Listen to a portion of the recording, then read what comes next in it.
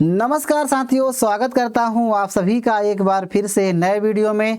साथियों, middle east का संकट लगातार गहराता जा रहा है और ऐसे में मिडिल ईस्ट से सप्लाई होने वाले तेल और गैस बाधित होने की वजह से पूरी दुनिया में तेल और गैसों के दाम काफ़ी ज़्यादा बढ़ गए हैं। ऐसे में पूरी दुनिया की जो अर्थव्यवस्था है वो कहीं ना कहीं प्रभावित हुई है। साथियों, इसी बीच अमेरिका के द्वारा एक महत्वपूर्ण कदम उठाया गया जिसको लेकर काफ़ी ज़्यादा चर्चा हो रही है और इसके बाद से उम्मीद लगाया जा रहा है कि हो सकता है आने वाले समय में पूरी दुनिया में जो तेल के दाम बढ़ रहे हैं उनमें काफ़ी हद तक कमी होती हुई दिखाई दे। साथियों, दरअसल अमेरिका के द्वारा हाल ही में जो रसिया और ईरान के द्वारा ईरान के तेलों पर प्रतिबंध लगाया गया था उनमें कुछ छूट दी गई है। साथियों, छूट की वजह से पूरी दुनिया में जो रसिया और ईरान के तेल हैं वो पूरी दुनिया में आएंगे और तेल के दामों में कहीं ना कहीं कमी होती हुई दिखाई देगी। लेकिन कई समाचार पत्रों में कई प्रकार के आर्टिकल्स में प्रकाशित हो रहे हैं। इसमें कुछ दावा ये कर रहे हैं कि अमेरिका के द्वारा जो ये छूट दिया गया, छूट क्यों लगाया गया था इसके बारे में आगे हम चर्चा करेंगे। तो जो ये छूट दिया गया, प्रतिबंधों पर ढील दी गई है, ये इसका कोई खास फायदा पूरी दुनिया के बाजार को नहीं होगा और कुछ गिने चुने देशों को इसका फायदा होगा। अब इम्पॉर्टेंट बात ये होती है साथियों कि भारत इसका ईरान का काफ़ी बड़ा खरीदार रहा है पहले प्रतिबंध लगने से पहले। तो क्या ये इस समय जो प्रतिबंध हटाया गया है यानी कि प्रतिबंधों में छूट दी गई है तो क्या भारत को इससे लाभ होगा? इसके अलावा क्या पूरी दुनिया के जो बाज़ार है जिस प्रकार से तेलों में दाम बढ़ रहे हैं तो क्या आने वाले समय में तेलों के दाम में कुछ कमी होती हुई दिखाई देगी? इन तमाम मुद्दों पर आज हम चर्चा करने वाले हैं। साथियों, हाल ही में अमेरिका ने जो छूट दिए हैं इसको लेकर के तमाम समाचार पत्रों में कई प्रकार के आर्टिकल्स यहाँ पर प्रकाशित हो रहे हैं, आप देख सकते हैं, जिनमें जो अमेरिका द्वारा प्रतिबंध हटाने को लेकर के भारत संभावित तेल की खरीदारी के लिए काफ़ी ज़्यादा इंटरेस्ट जता रहा है, इस प्रकार के भी यहाँ पे आर्टिकल प्रकाशित हो रहे हैं। साथियों, मिडिल ईस्ट में जिस प्रकार के युद्ध हैं आप सभी जिससे परिचित होंगे क्योंकि युद्ध का आज 22वां दिन है और ईरान लगातार रिटेलिएशन कर रहा है। आप सभी जानते हैं इजराइल के द्वारा, अमेरिका के द्वारा भी ईरान के ऊपर हमले जारी हैं। अब साथियों, इस युद्ध जो है ऐसे मोड़ पर आ गया है कि पहले जो हमला शुरुआत में होते थे 28 फरवरी से जब हमले चालू हुए थे तब अमेरिका और इजराइल के द्वारा ईरान के जो सैन्य बेसेस हैं, ड्रोन्स हैं, मिसाइलें हैं, पनडुब्बी हैं, इनको टारगेट बना करके हमले किए जाते रहे हैं। लेकिन अब युद्ध ऐसे स्तर पर आ गया है कि अब ऐसे जगह पर हमले किए जा रहे हैं यानी कि इकोनॉमिक जोन पर हमले किए जा रहे हैं जिससे पूरी दुनिया की जो अर्थव्यवस्था है वो कहीं ना कहीं प्रभावित हो रही है। साथियों, हाल ही में इजराइल ने ईरान के जो गैस फील्ड है वहाँ पर हमला किया था और उसके बाद ईरान के द्वारा भी जो कतर का रास लफान जो गैस फील्ड है, जो सबसे इम्पोर्टेंट गैस फील्ड माना जाता है, कई रिफाइनरी माने जाते हैं, उन पर हमले किए गए थे। तो यानी कि अब ऐसे युद्ध ऐसे स्तर में आ गया है कि अब ऐसी जगहों पर हमले किए जा रहे हैं जिससे पूरी दुनिया प्रभावित होती है। तो इसके अलावा साथियों, जो स्ट्रेट ऑफ हार्मुज है इसको लेकर काफ़ी चर्चाएं हो रही हैं क्योंकि स्ट्रेट ऑफ हार्मुज से ईरान के द्वारा जो मिडिल ईस्ट के देश हैं जो जहां से तेल की सप्लाई होती है उनको यहां से नहीं निकलने दिया जा रहा है, यानी कि काफ़ी कम मात्रा में यहां से जहाज़ निकल पा रहे हैं और तेल की जो सप्लाई है वो यहाँ से नहीं हो पा रही है, यानी कि ईरान इसको हथियार के तौर पर इस्तेमाल कर रहा है। साथियों, तेल की सप्लाई मिडिल ईस्ट से 20% जो पूरी दुनिया की तेल की डिमांड है वहाँ सप्लाई होती रही है। तो ये बाधित होने की वजह से पूरी दुनिया में तेल के दाम बढ़ गए हैं और इसको लेकर काफ़ी ज़्यादा चर्चाएं भी हो रही हैं।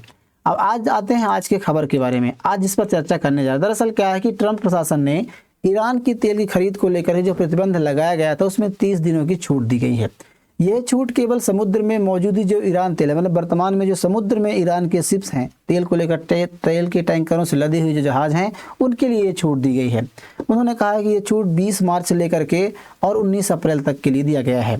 साथियों, इसका जो मकसद है, जैसा कि मैंने पहले बताया था, ये छूट देने का मकसद ये है कि पूरी दुनिया में इस प्रकार से ग्लोबल मार्केट में जो तेल की सप्लाई है वो बढ़ेगी क्योंकि अभी कम हो गई है जिसकी वजह से तेल के दाम बढ़ गए हैं। तो ग्लोबल मार्केट में तेल की सप्लाई बढ़ेगी और जो रेट है, जैसा कि आप बता दें, जो 28 फरवरी से पहले जब हमला नहीं हुआ था उस समय हमला शुरू होने से पहले जो तेल की कीमत थी वो $70 के करीब थी, लेकिन अभी इस समय $110 के पार निकल गई है। तो हो सकता है काफ़ी हद तक इस जो दाम है, ये जो तेल की कीमत है, इसको कम करने के मकसद से ऐसे कदम लिए गए हैं। अब बात आती है साथियों जो प्रतिबंध है। दरअसल प्रतिबंध अमेरिका ने रसिया और ईरान के तेलों पर लगाया था। ईरान के तेल पर जो प्रतिबंध लगाया था इसके बारे में यदि बात करें तो आप सभी जानते हैं कि पहले जो वर्तमान में जो सरकार है, इससे पहले जो ईरान के सुप्रीम लीडर रहे हैं आयतुल्लाह अली खamenei, वो अमेरिका के विरोधी रहे हैं। जब पहले उससे 1978 के समय में जब ईरान में सरकार थी वो अमेरिका के साथ थी, अमेरिका की नीतियों पर चलती थी, अमेरिका के पक्ष में थी। लेकिन जब आयतुल्लाह अली खamenei जब आए 1979 में जब वहाँ पर क्रांति हुई, उसके बाद क्या है कि ये पूरी तरह से अमेरिका के अगेंस्ट हो गए थे। और खबरें ये भी हैं कि तेहरान के द्वारा यानी ईरान के द्वारा अमेरिकी दूतावास के कर्मचारियों को बंधक बना लिया गया था, जिसके बाद में जो अमेरिका और ईरान के संबंध हैं वो काफ़ी ज़्यादा ख़राब हो गए थे। साथ ही उसके बाद 1979 से ही प्रतिबंध लगा दिया गया था ईरान के ऊपर। लेकिन 2015 में आप देख सकते हैं ओबामा प्रशासन के दौरान ईरान के साथ एक परमाणु समझौता हुआ था, क्योंकि अमेरिका पिछले कई वर्षों से कहता आ रहा है कि ईरान परमाणु हथियार बना रहा है और अमेरिका चाहता है कि ईरान परमाणु हथियार ना बनाए। तो ओबामा के शासनकाल में ईरान के साथ एक समझौता होता है जिसे JCPOA के नाम से जानते हैं। इस समझौते के तहत क्या होता है कि ईरान के साथ परमाणु हथियारों को लेकर कुछ समझौते होते हैं। उस समझौते के बाद से जो प्रतिबंध लगाया गया था ईरान के ऊपर तेल को लेकर के, उसमें छूट दी जाती है और ईरान के तेलों की सप्लाई शुरू हो जाती है पाबंदियां हटा लेने के बाद से। लेकिन 2018 में डोनाल्ड ट्रंप फिर से राष्ट्रपति बनते हैं और उसके बाद जो JCPOA समझौता, इस समझौते से ट्रंप बाहर आ जाते हैं और ईरान के ऊपर कड़े प्रतिबंध लगा देते हैं। और कड़े प्रतिबंध की वजह से ईरान की जो तेल की कमाई है यानी कि ईरान की जो सप्लाई है उसको जीरो कर देते हैं, मतलब ईरान की कमाई को तेल से जीरो कर देते हैं। तो इस प्रकार के फैसले ट्रंप के द्वारा लिए जाते हैं। ठीक इसी प्रकार से प्रतिबंध कुछ रसिया के तौर पर भी लगाया गया था और हाल ही में रसिया को तेल की जो सप्लाई उसको लेकर के भी 30 दिनों की छूट दी गई है। रसिया पर जो प्रतिबंध लगाया गया था उसकी वजह अलग है, क्योंकि रसिया यूक्रेन के साथ युद्ध में है और यूक्रेन के जो समर्थन है वो अमेरिका करता है। और करे भी क्यों ना, क्योंकि नाटो में मतलब जो यूक्रेन है वो नाटो में शामिल होने के लिए, नाटो एक अलायंस है, आप सभी जानते होंगे इसके बारे में, यूरोपियन कंट्री और अमेरिका के साथ मिलकर के 32 देशों का एक अलायंस है। उस अलायंस में नाटो शामिल होना चाहता था, लेकिन रसिया कहना था कि आप इसमें शामिल नहीं हो सकते हैं। तो इसकी वजह से और भी ज़मीनी कुछ विवाद रहे हैं, वो अलग मैटर है। तो उसकी वजह से रसिया ने यूक्रेन के ऊपर हमला कर दिया था और इस युद्ध की वजह से अमेरिका ने ईरान के मतलब कि रसियन तेलों पर प्रतिबंध लगा दिए थे और पूरी दुनिया में इनके तेल प्रतिबंधित हो गए थे। साथियों, अभी जो खबरें आ रही हैं जिसको लेकर जो क्लैरिफिकेशन दिया गया है उसमें ये कहा गया है कि पूरी दुनिया में जो वैश्विक तेल की कीमत बढ़ रही है इसको कम करने के लिए ये कदम उठाया गया है। और जिस प्रकार से आप देख सकते हैं कि अब उनका अनुमान ये है, मतलब जो यहाँ के वित्त मंत्री हैं स्कॉट बेसेंट, इनके द्वारा ये अनुमान लगाया गया है कि बाज़ार में, पूरी दुनिया के बाज़ारों में जो मिडिल ईस्ट में तेल है, क्योंकि ईरान जितने भी तेल अभी सप्लाई करने के लिए तैयारी बना रखा है, तो उनका ये अनुमान है कि 140 मिलियन बैरल तेल यहाँ से आएगा, जिससे जो ऊर्जा की आपूर्ति वो कहीं ना कहीं हो जाएगी और जो अभी अस्थायी वृद्धि देखी जा रही है या तेल के दामों में दबाव देखा जा रहा है तो वो कहीं ना कहीं मदद मिलेगी। हालांकि साथ ही इसको लेकर कई एक्सपर्ट इस फैसले को काफ़ी गलत भी बता रहे हैं, क्योंकि उनका कहना ये है कि जिस प्रकार से अमेरिका ईरान के साथ युद्ध में है और इसी युद्ध में क्योंकि ईरान और अमेरिका के साथ सीधे युद्ध हो रहा है, तो ऐसे में ईरान यदि अमेरिका के द्वारा ईरान को इस प्रकार से छूट दिए जाएंगे तो कहीं ना कहीं ईरान अपने तेल के जो बेच करके तेल को सप्लाई करेगा, निर्यात करेगा और उससे जो उसको पैसे या राजस्व प्राप्त होगा उसके इस्तेमाल युद्ध में करेगा। यानी कि एक प्रकार से युद्ध को पोषित करने के लिए कहा जा रहा है। इस प्रकार की भी आलोचना की जा रही है। हालांकि इस आलोचना के बाद से वहाँ के जो वित्त मंत्री हैं उनके द्वारा क्लैरिफिकेशन आया है। उन्होंने कहा है कि जो फैसला लिया गया है ये अस्थायी अल्पकालिक है और इसमें उन्हीं को मतलब मंजूरी दी गई है कि जो पहले सौदे हो चुके हैं। जैसे क्या है, कोई ईरान के जहाज़ मतलब कि समुद्र में है और तेल की सप्लाई के लिए तैयार है, मतलब पूरी तरह से तेल के टैंकरों से लोड है और सप्लाई के लिए तैयार है, तो उन्हीं को छूट दी जाएगी। नए कोई यदि खरीद होती है, नए कोई यदि डील होती है तो उस पर ये लागू नहीं होगा। साथियों, आपको बता दें कि ईरान का जो राजस्व, इसके अलावा इस प्रकार का क्लैरिफिकेशन दिया गया है। इसके अलावा एक जानकारी और महत्वपूर्ण साझा की गई है यहाँ के बेसेंट के द्वारा, स्कॉट बेसेंट जो वित्त मंत्री के द्वारा, कि जब सवाल पूछा गया कि आप वित्त पोषित करते हैं, ये युद्ध को मतलब समर्थन देते हैं या फिर इस प्रकार से कहें कि इसका इस्तेमाल ईरान अपने हथियार को बढ़ाने में या फिर और भी हथियार खरीदने में काम कर सकता है, बनाने में काम कर सकता है, तो उनके द्वारा जवाब दिया गया कि ईरान का जो तेल ईरान बेचेगा तो उसका जो राजस्व है उसको सही तरीके से नहीं पहुंच पाएगा, यानी कि पहुंचने में काफ़ी कठिनाई होगी। मतलब उसके जो बैंक सिस्टम है, इस प्रकार जिसमें पेमेंट करेगा, जैसे मान लीजिए किसी भी देश को ईरान छूट दिया गया है, तो छूट के बाद से ईरान यदि डॉलर में पेमेंट करता है तो डॉलर का जो पेमेंट है या राजस्व है उसका कहीं ना कहीं रोक दिया जाएगा। तो ये भी दावा इनके द्वारा किया गया था। अब इसको लेकर के भी काफ़ी ज़्यादा आलोचना हो रही है, क्योंकि देखिए, सपोज कीजिए कि ईरान के तेल को पूरी दुनिया में सप्लाई होने दिया जाता है। हालांकि ईरान ने इसका खंडन किया है, लेकिन आगे हम बात करेंगे। लेकिन यदि मान लीजिए जो दावा किया जा रहा है कि 140 मिलियन बैरल तेल यहाँ पर आएगा, तो ऐसे में क्या है कि 140 मिलियन बैरल आने से जो अनुमान लगाया जा रहा है कि इसमें कोई भी ज़्यादा ये तेलों के दामों में जो वैश्विक तेल के दाम जो बढ़े हैं तो इनमें कोई भी घटती या कमी होती हुई दिखाई नहीं दे रही है, क्योंकि काफ़ी कम मात्रा में है ये, और जो डिमांड है पूरी दुनिया की वो कहीं ज़्यादा है। तो ऐसे में 140 बैरल कोई मायने नहीं रखते हैं। सबसे इम्पोर्टेंट बात ये हो जाती है कि जो हॉर्मुज स्ट्रीट है, जहाँ से और भी देशों के जहाज़ गुजरते हैं, चाहे इराक हो, कतर हो, सऊदी अरब हो, इनके भी जहाज़ गुजरते हैं, तो उनको यदि जहाज़ गुजरने दिया जाए तो कहीं ना कहीं इसमें काफ़ी हद तक कमी लाई जा सकती है। और ईरान जो है साथियों, इन देशों के जहाज़ों गुजरने नहीं दिया जा रहा है। अभी खबर ये भी आई है कि इराक ने अपने जो उत्पादन है, तेल की जो उत्पादन उसको कम कर दिया है, 32% से हटा करके 9% तक कर दिया है। तो इस प्रकार भी खबरें आई हैं, क्योंकि जो उसकी एक्सपोर्ट है वो नहीं हो पा रहा है, उसकी जो आपूर्ति, मतलब जैसे इराक जो तेल निकाल रहा है वो एक्सपोर्ट नहीं हो पा रहा है, उसकी भंडारण क्षमता पूरी तरह से भर गए हैं। तो इस प्रकार की खबरें भी आई थी। तो मतलब मेन मकसद ये है कि हॉर्मुज जल स्ट्रीट से जहाज़ों की आवाजाही को सुचारू रूप से चालू किया जाए, ना कि इस प्रकार के प्रतिबंधों को लेकर के तेल के दामों में कमी लाई जा सकती है। अब आप यहाँ पे देख सकते हैं कि इस फैसले को लेकर के और भी कई प्रकार की आलोचना किए जा रहे हैं, जिसमें कहा जा रहा है कि अमेरिका ने, यानी कि वाशिंगटन ने जो ढील दी है, इसमें अगर हम अपने दुश्मन देश को, जिसके साथ हम युद्ध में हैं, और उसको हम प्रतिबंधों में कम करते हैं और ढील देते हैं, तो हम उस स्थिति में पहुंच गए हैं कि हमारे पास बैकफुट में आने के अलावा कोई विकल्प नहीं है। यानी कि एक तरह से ट्रंप की आलोचना हो रही है और कहा जा रहा है कि ट्रंप बैकफुट में आ गए हैं और अपने दुश्मन देश को भी इस प्रकार के प्रतिबंधों से छूट दे रहे हैं।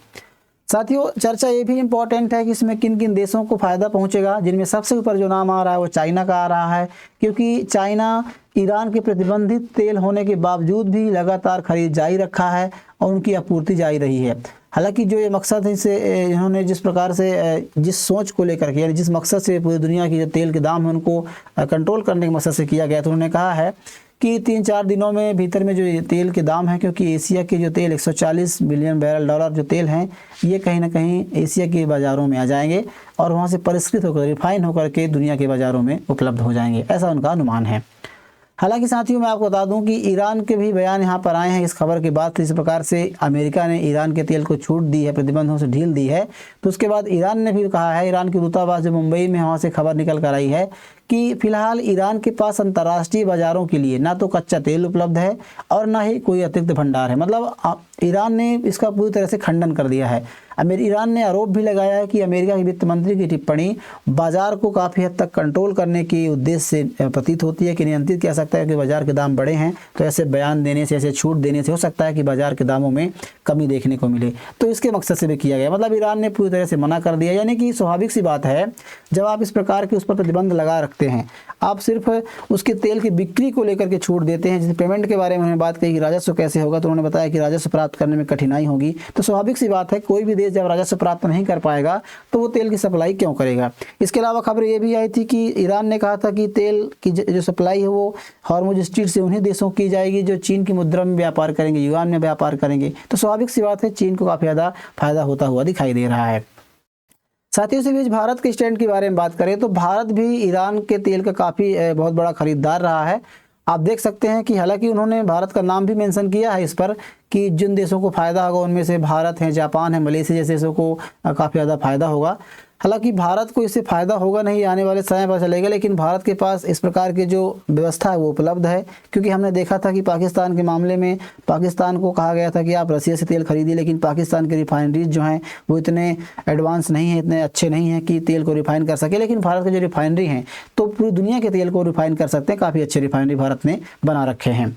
खबरों की बात माने साथियों, भारत की जो तेल कंपनियां हैं, जो प्राइवेट हों चाहे सरकारी हों, 3 कंपनियों के द्वारा इंटरेस्ट जताया गया है और सरकार के दिशा निर्देशों का वो इंतजार कर रहे हैं। क्योंकि जो ट्रंप के साथ जो भुगतान संबंधी जो व्यवस्था है, इस प्रकार से उन्होंने दावा किया है कि ईरान के साथ जो व्यापार करेगा तो पेमेंट में, राजस्व में दिक्कत आ सकती है। तो उसको लेकर के भारत ने अभी स्पष्टीकरण मांगा जाएगा ट्रंप से, उसके बाद ये कंपनियाँ व्यापार शुरू करेंगी।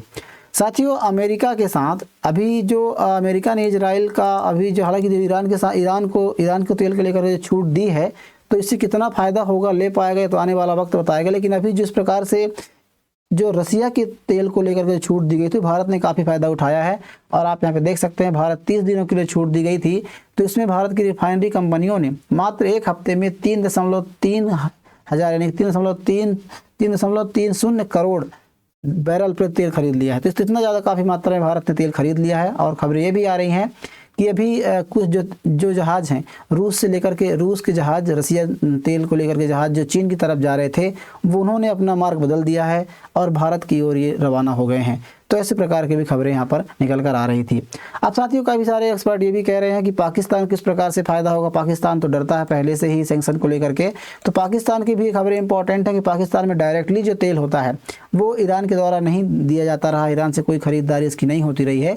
लेकिन इस प्रकार से जो आप गैलन देख रहे हैं साथियों, ये अनलीगल तरीके से, क्योंकि ईरान और पाकिस्तान लगभग 900 किलोमीटर की बाउंड्री साझा करते हैं, तो इन बाउंड्रियों को पार करके इस प्रकार के जीपों की सहायता, टू व्हीलर्स की सहायता से गैलनों में भर भर के वहाँ से तेल लाया जाता है और पाकिस्तान में इसकी सप्लाई होती रही है। तो पाकिस्तान को भी एक प्रबल दावेदार के तौर पर देखा जा रहा है कि छूट मिलने से हो सकता है पाकिस्तान भी काफ़ी अच्छी मात्रा में खरीदारी कर ले।